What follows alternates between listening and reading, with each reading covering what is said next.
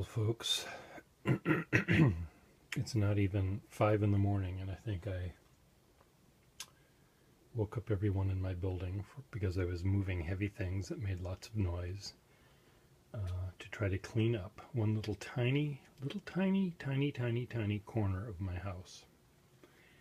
And I'm always doing this, and I thought I would just show you, in fact, what I did. There I am in the mirror. Anyway, what I did was there was an extra shelf. That shelf there used to be down there, and that blocked the ability for me to cram other crap down there that I wanted to cram. So I took a shelf that was there off, put that shelf up, and then rearranged my little pastiche, my little tableau. So I moved my scales over here. I moved Homer up there. I had this easel,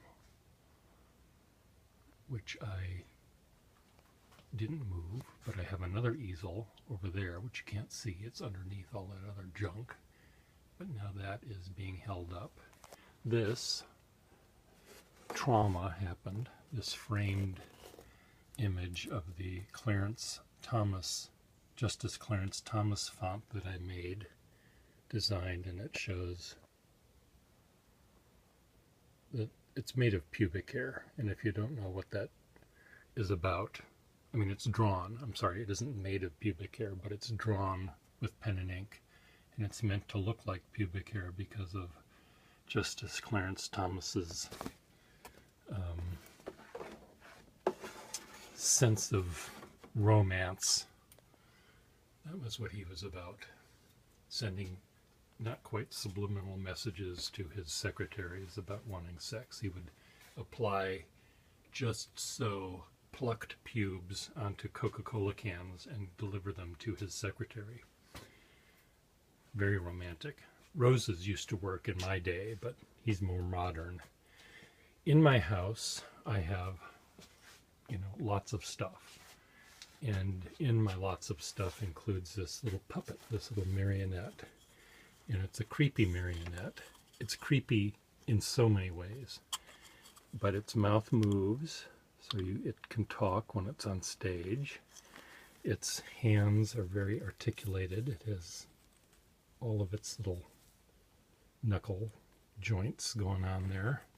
Its feet, the toes don't move, but anyway, it was all tangled up, and the only way that I could untangle the Gordian knot of this was to cut all the strings at the top, and then I figured out which string was which, tied it to the right arm up here, and there was one string left over, and I couldn't understand why there was one string left over, because there was a string on all of his parts.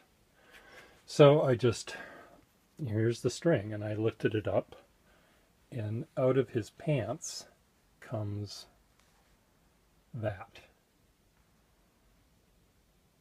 So not only do I have a creepy puppet, but I have a creepy pornographic puppet in my studio.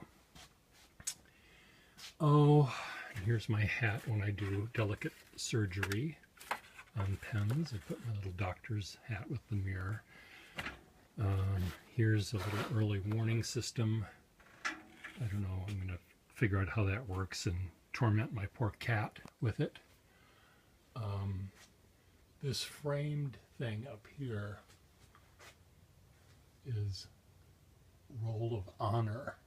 Well, you can't see it in the dark, but it used to have all these pictures of these Navy flyers who presumably died, but the glue came off and all of the heads fell down into the bottom of the frame, which I thought was quite interesting, except for one head, which is way up there, and it clearly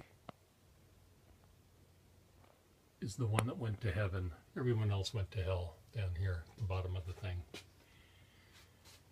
Oh, anyway, this is just one corner of the chaos that is my house.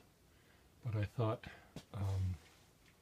some of you might like to see that the disease that affects my drawings also affects the rest of my life. And if this is what a corner of my studio looks like, you can just imagine what my kitchen or bathroom look like. I think it's better for you to imagine than to actually see. I might show you my kitchen one day. It's not that... You wouldn't ever want to eat anything at my house, but I think you'd get a kick out of seeing it. Say goodbye, Homer. I'll talk to you later. Doe.